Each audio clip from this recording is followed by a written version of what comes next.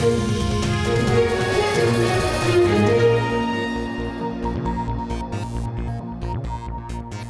and welcome to News Tonight on Rajya Sabha TV. I'm Tina Jha. Let's begin with the day's top headlines. Prime Minister Narendra Modi warns neighbours abetting terrorism, says New India has the ability to enter the homes of terrorists and teach them a lesson. Addressing National Cadet Corps in Delhi, the Prime Minister praises the cadets for their discipline and service.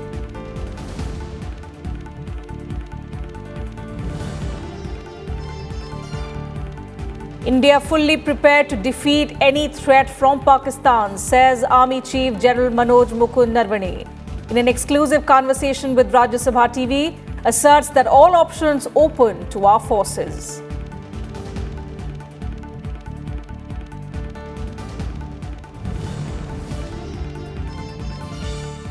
Accused of sedition, JNU student Sharjul Imam, arrested from Bihar's Jahanabad district, faces arrest in 6 states including Delhi and Assam for making inflammatory speech. Police also detained his brother Muzammil Imam.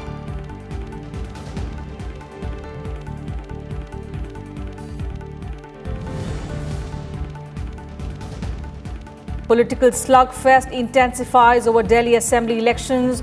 Union Minister PRAKASH JAVADEKAR blames Delhi Chief Minister ARVIND KEJRIWAL for protests at SHAHIN Bagh. Says permission for probe into JNU incidents would have prevented it. Defence Minister Rajnath Singh holds a rally in Kondli. Chief Minister Arvind Kejriwal takes out a roadshow in Karawal Nagar.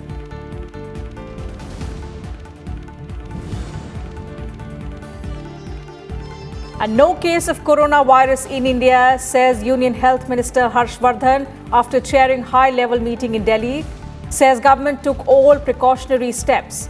Centre also steps up efforts to evacuate Indian citizens stranded in China.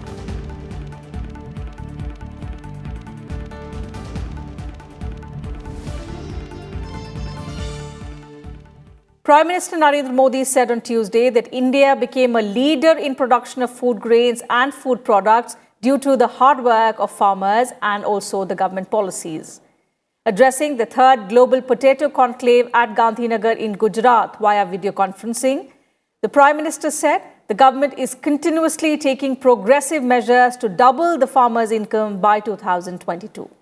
He also stated that Gujarat has become a hub of production and export of potatoes in the last 2 decades. While India's potato production increased by 20% in the last decade, Gujarat alone saw an increase in potato production by 170%. The Prime Minister added further that the centre has also taken several steps to promote the food processing sector.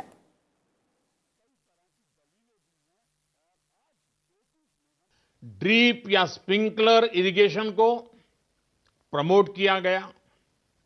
साथियों, गुजरात के ये प्रयोग बीते 5 वर्ष में पूरे देश के लिए भी हर कोने में पहुंचाने का भारत सरकार ने भरपूर प्रयास किया है।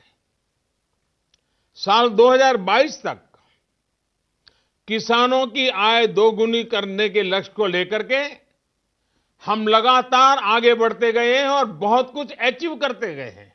महत्वपूर्ण कदम उठाए जा रहे हैं।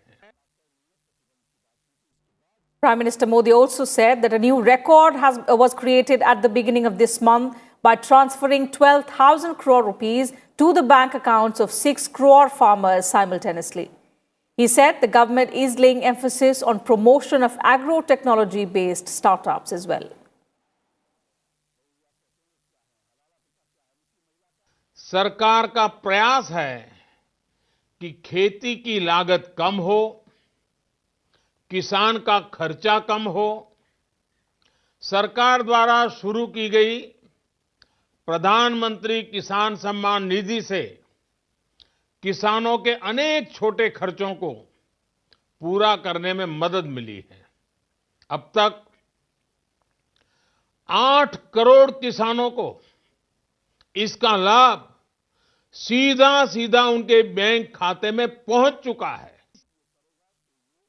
Prime Minister Narendra Modi also addressed the annual Prime Minister's National Cadet Corps Rally 2020 on Tuesday. Hitting out at Pakistan, the Prime Minister said the neighbouring country has lost 3 wars but continues to wage proxy wars against India. Speaking about the problems in Jammu and Kashmir, the Prime Minister said they persisted since independence, but no one did anything to resolve these problems. He also stressed that India is moving ahead with a young approach and carries out surgical strikes and air strikes to fight back terrorism. He also said that earlier, when the armed forces would ask for action, the governments would not give them the go-ahead.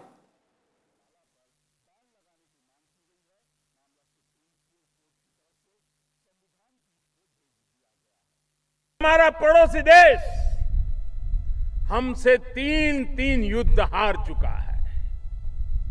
हमारी सेनाओं को उसे धूल चटाने में हफ्ते 10 दिन से ज्यादा का समय नहीं लगता। ऐसे में वो दशकों से भारत के खिलाफ छद्म युद्ध, प्रॉक्सी वॉर लड़ रहा है। हमारी सेनाएं एक्शन के लिए कहती तो उन्हें मना कर दिया जाता, टाल दिया जाता। आज युवा सोच है, युवा मन के साथ देश आगे बढ़ रहा है। The Prime Minister also asserted that the government brought the Citizenship Amendment Act to correct the historical injustice and also to fulfill BJP's promise to the persecuted minorities living in the neighbouring countries. He said the present government has been trying to resolve the decades-old problems plaguing the country. जो लोग धार्मिक प्रताड़ना की वजह से भागकर भारत आए हैं, उनमें से ज्यादातर हमारे दलित भाई बहन हैं। ऐसे लोगों के साथ हुए ऐतिहासिक अन्याय को रोकने के लिए, भारत के पुराने वायदे को पूरा करने के लिए आज जब हमारी सरकार सिटीजनशिप अमेंडमेंट एक्ट लेकर के आई है, ऐसे लोगों को भारत की नागरिकता दे रही है, तो कुछ राजनीतिक दल अपने वोट बैंक पर कब्जा करने की स्पर्धा में लगे हैं।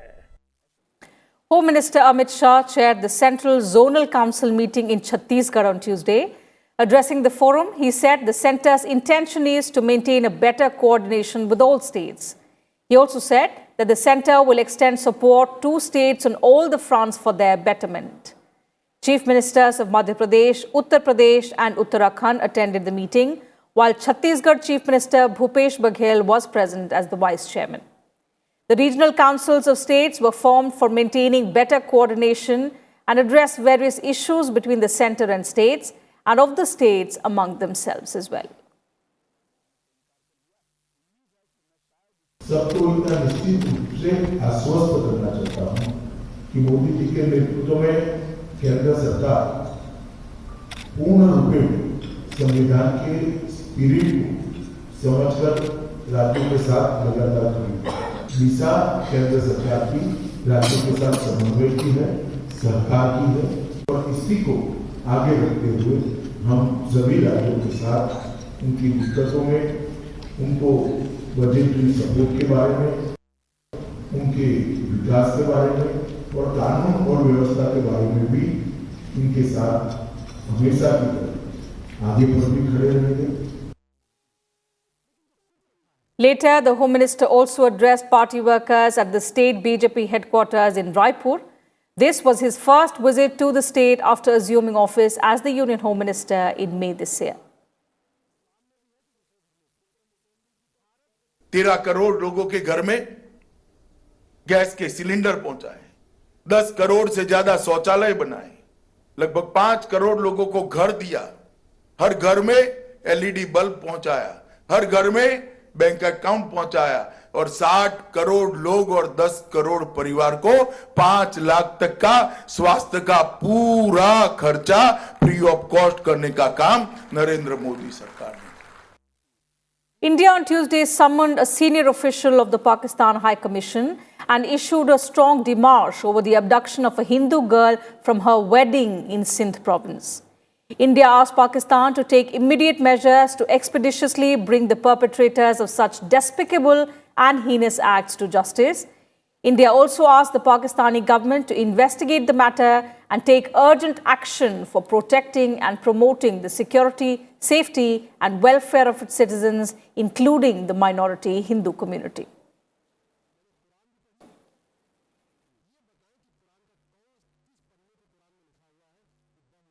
Army Chief General Manoj Mukund Narwane spoke exclusively to Rajya Sabha television. He said that the Indian Army is ready with multiple options across the spectrum to respond to any act of terror sponsored or in fact even abetted by Pakistan. Let's listen into his conversation with my colleague Kriti Mishra.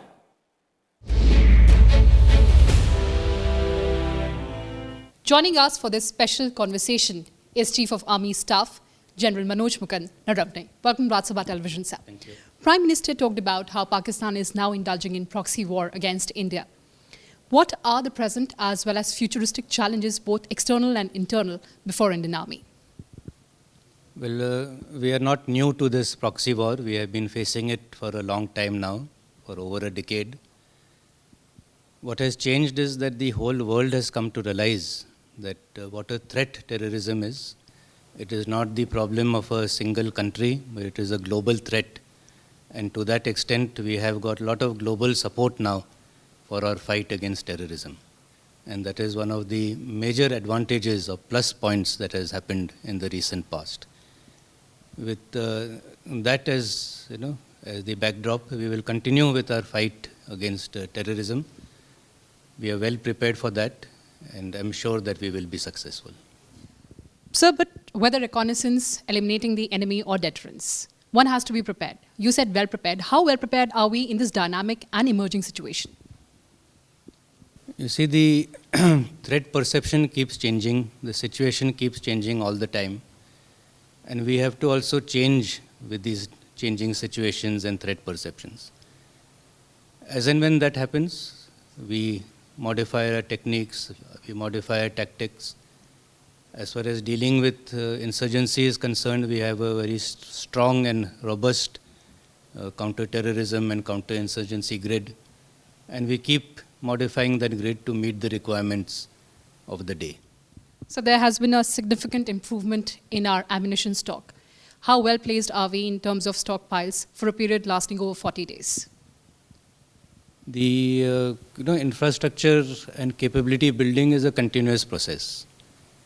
As you keep inducting new arms, new equipment, ammunition for those arms, the old ones also have to be phased out. So you're never at a complete level where you can say that I'm 100% stocked and ready. Certain turnovers will always happen, certain equipment which is obsolete will keep getting phased out, new equipment will keep coming to take the place of the old. So this being a continuous process, we are all the time upgrading our capabilities. And specifically as far as ammunition is concerned, we are now quite well off. The government had taken a certain initiatives and delegated powers to the 3 vice chiefs, as a result of which a lot of fast-track procurements took place. And because of that, we have reached a very high level of preparedness. Right. Thank you so much for talking to Rajya Sabha Television, sir. Welcome. Thank you.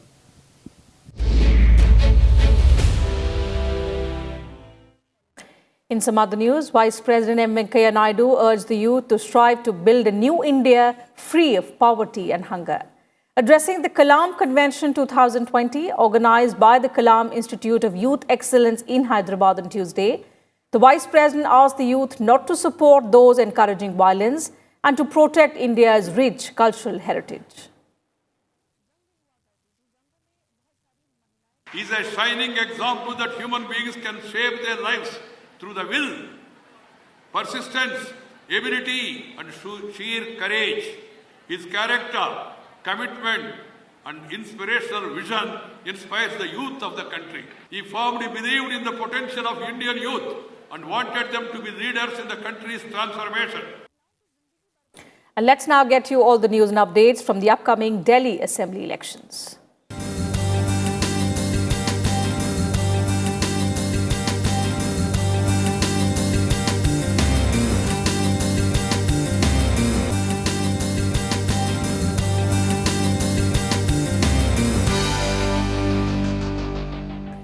Electioneering has gained momentum in the national capital as the polling day nears. Union Minister PRAKASH has blamed Delhi Chief Minister ARVIND KEJRIWAL for protests at SHAHIN. He said on Tuesday that if KEJRIWAL had given his approval to probe the JNU matter last year, the ongoing protests at SHAHIN could have been prevented.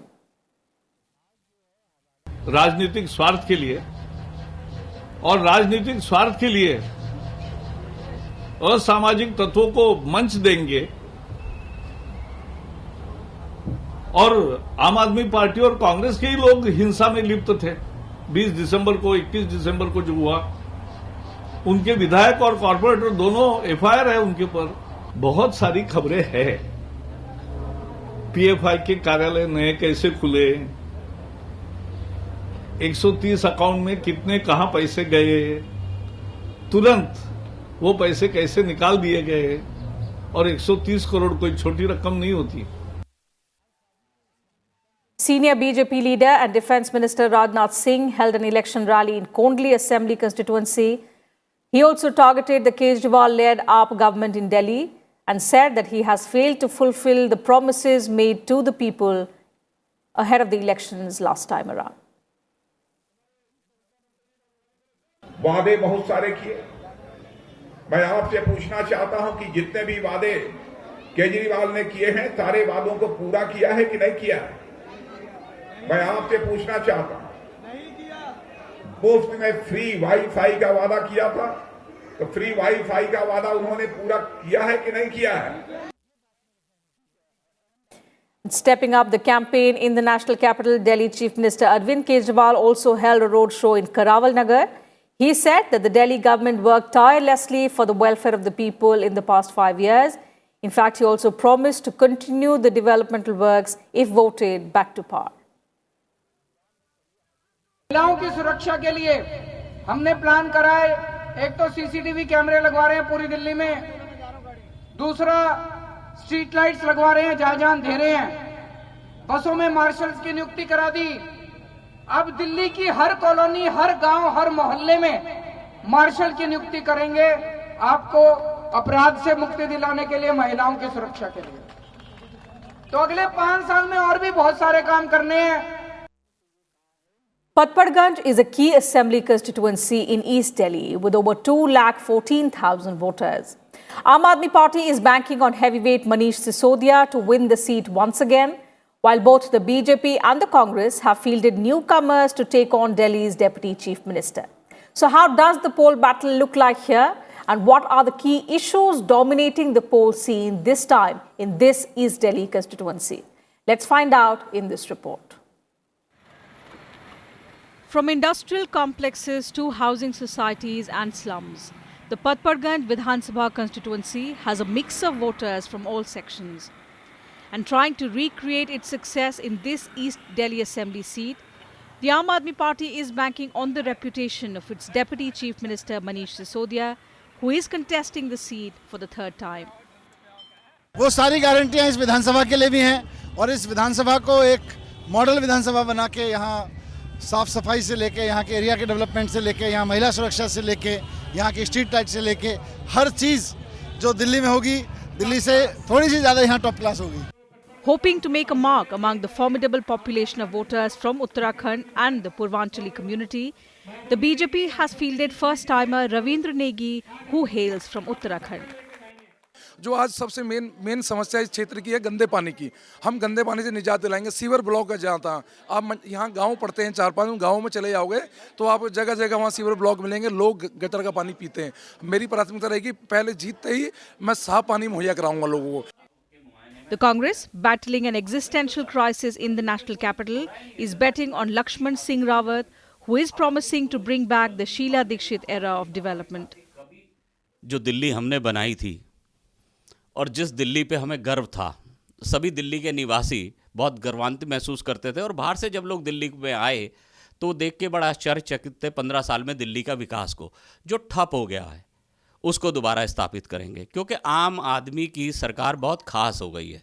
अब वो बड़े बड़े घरों में रहते हैं, बड़ी बड़ी गाड़ियों में जाते हैं और हाथ हिलाते हुए निकल जाते हैं क्षेत्र से। In 1993, the BJP won the Patparganj seat that became a Congress stronghold from 1998 to the 2008 elections. In 2013, Manish Sisodia won the seat for the first time for the Aam Aadmi Party. The constituency has over 2 lakh voters who claim no government has worked on issues like safety, parking, encroachment and cleanliness for several years now. With inputs from Bharat Singh Divakar, Bureau Report, Rajya Sabha TV.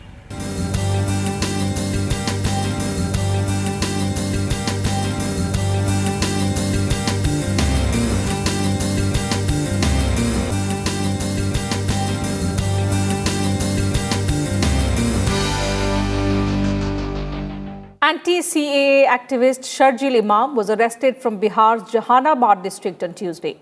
The former JNU student was facing arrest after sedition charges were slapped against him for allegedly making inflammatory statements at Delhi's SHAHIN Bagh. Imam was wanted by the police of several states including Uttar Pradesh, Assam, Manipur, Arunachal Pradesh and also Delhi. He is likely to be produced before a Bihar court where the police will seek his remand for further questioning.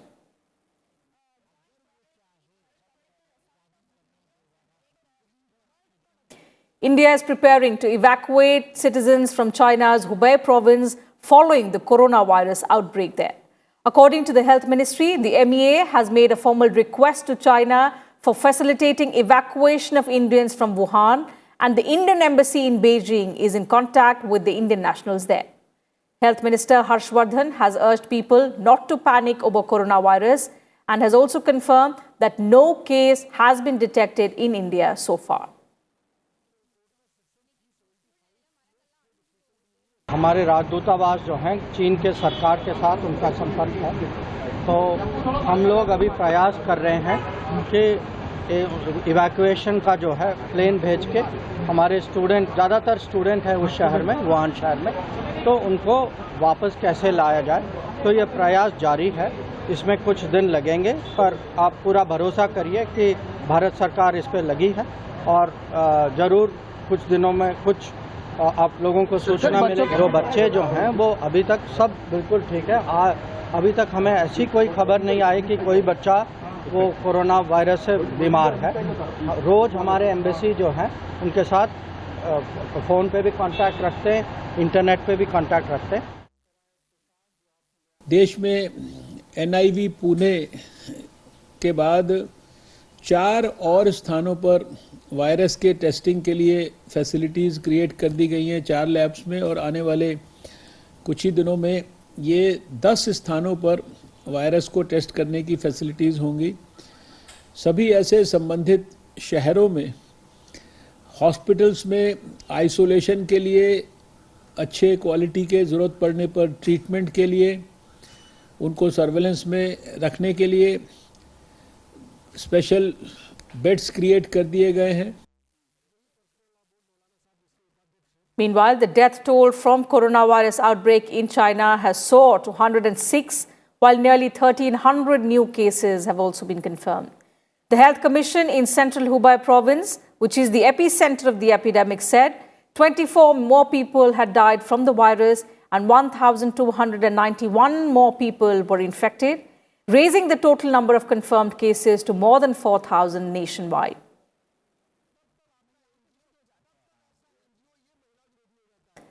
The World Health Organization has increased the global risk degree of the novel coronavirus strain 2019 from moderate to high, citing an error in its previous report.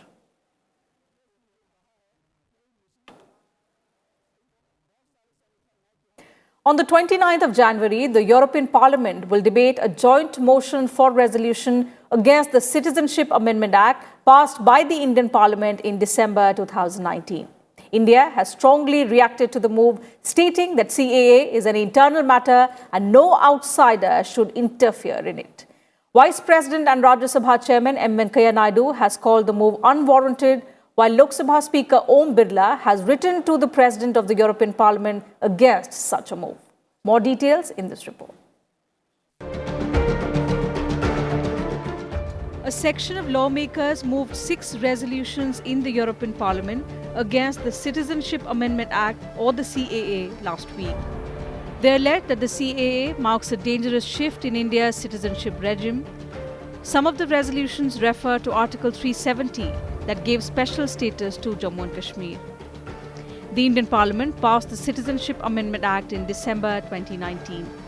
The resolutions were tabled by groups within the European Union, including the Group of the Progressive Alliance of Socialists and Democrats, Group of the European People's Party, Group of the Greens European Free Alliance, European Conservatives and Reformist Group, among others. The European Union has distanced itself from the resolutions. EU spokesperson for Foreign Affairs and Security Policy, Virgin Batu Henriksen, said these texts are only drafts tabled by various political groups. The opinions expressed by them were not reflective of the official position of the 28-member Political and Economic Union.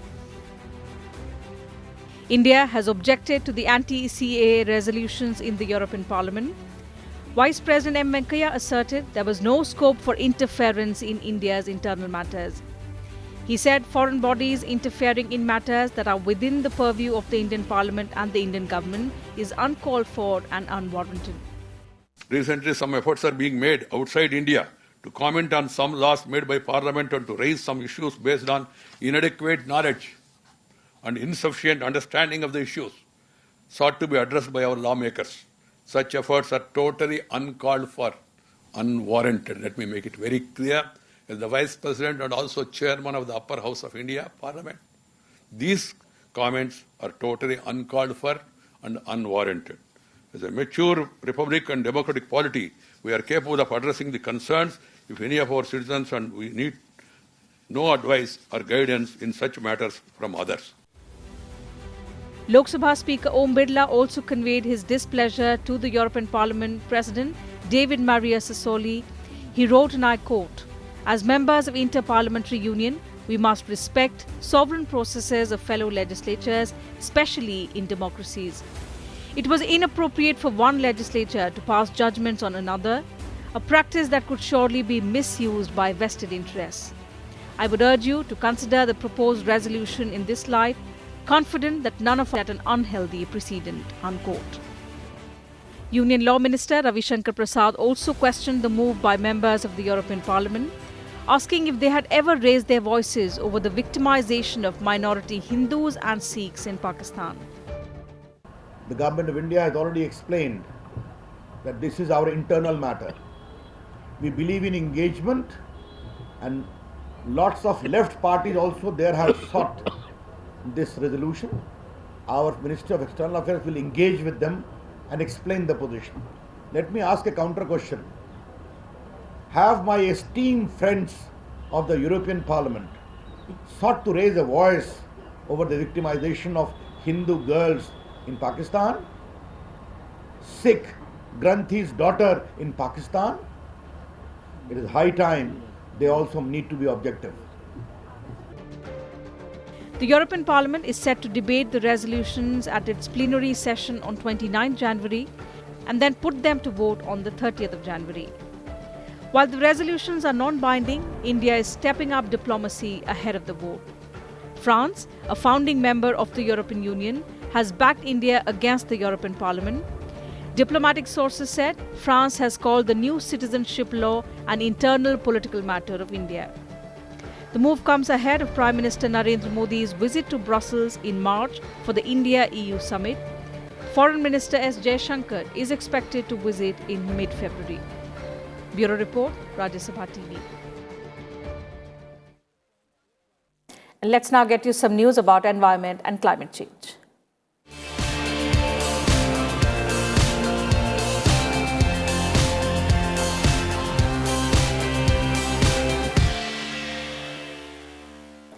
Appearance of locusts in winter months is a new phenomenon and is likely linked to climate change.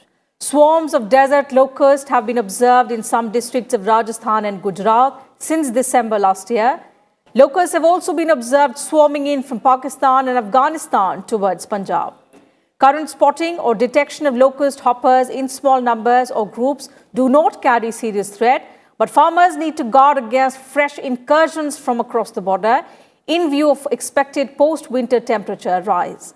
The farmers have been advised to be vigilant for the desert locust in their areas and don't need to panic or opt for spraying of pesticides.